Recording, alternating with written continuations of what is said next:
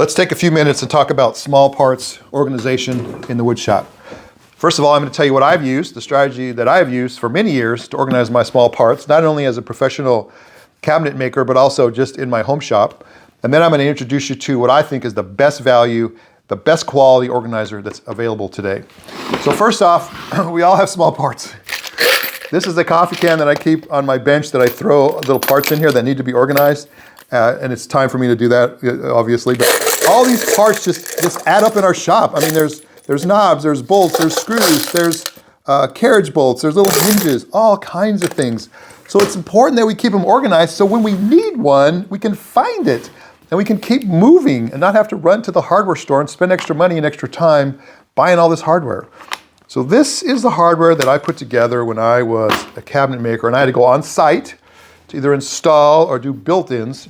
And it contained about 99% of what I would use on a day-to-day basis installing cabinets. So let me explain what's in here. So I have screws, I have drywall screws, which I love for just doing assemblies from 1 inch all the way to 3 inch. I have every size.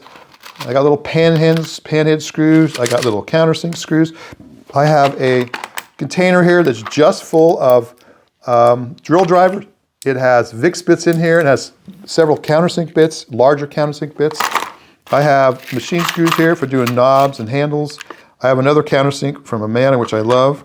And then I have a whole set of drivers here from number 1 to number 3 in straight slot, and also Phillips. I have Allen wrenches. I have hex ones. I have Torx bits. I have square drive. So any kind of screw that I would encounter, I have a driver for. I also have little nut drivers here for doing other kind of assemblies. I also have nail sets. I have a selection of nail sets down here. I have a whole bunch of drill bits down here, all kinds of different sizes, multiples of them because they seem to get lost or they get broken. I need to make sure I always have the right bit on hand. I have sizes from I think 1/16 all the way up to 3/8. I have, and also just so you know, the bit that I always need is always the one at the very bottom. There's different countersink bits from all different size screws, from number 5 to number 14. So I always have the right countersink bit for any screw size. Have a little Allen wrench here for making adjustments to my countersink bits.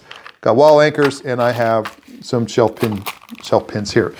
So this thing covers most of the bases when I install. So when I retired from doing cabinets, I brought this kit home, and I still use it every single project.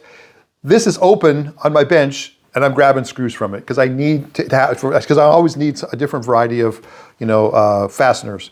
And this is still a really useful tool in my shop today. I actually purchased 3 more of these, and I have 3 other ones that are full of all kinds of hex bolts and carriage bolts and washers and nuts and lag bolts and all kinds of different fasteners that I would use. And I keep them full and stocked to prevent me from having to run to the hardware store. And that has saved me so much time and helped my workflow. A couple things though that I don't like about this organizer. I mean, these are pretty thin here. They tend to flex even with just the weight of these screws. They're about 1/16 of an inch thick. This is pretty thin, or it's pretty narrow here. It's only about 1.5 inches deep, which I really can't pilot as full as I would like. And this lid bothers me because it's just so flexible. You can see how much it moves. So when I have this thing shut and if I were to tip this on its side, the contents of this, I don't know, weighs about 15 pounds, would just bulge this lid out, and then parts just move from one compartment to another. And I can't tell you how many times I've had to stop what I'm doing and reorganize all the parts in here. So those are my main complaints with this. And so I am going to show you the new organizer that we now have in stock on our website. And that is these Taytools small parts organizers. They are fantastic. I am really impressed with these. They have really thick dividers. This, like here on the top here, this top of this divider is 90 thousandths thick, so it's not going to flex hardly at all. It's got these little dovetails in the end, so when I slide it down, this thing can't really spread apart. And this outside rim is about 3/16 thick. The depth is about 2 1/4 on the inside, about 50% more than that one there. The lid is much thicker. The lid has these little indentations in here that kind of encapsulate all of the compartments like little dams, and they keep parts from shifting from one compartment to another. And also these little indentations on the top allow you to stack more than one box together. The latches lock down tight. They're easy to work. I really like these. They come in 3 sizes.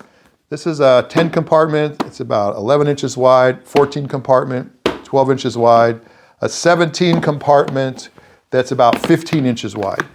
So there's another feature on the medium and the large that I really like, and that's this extra latch on the side.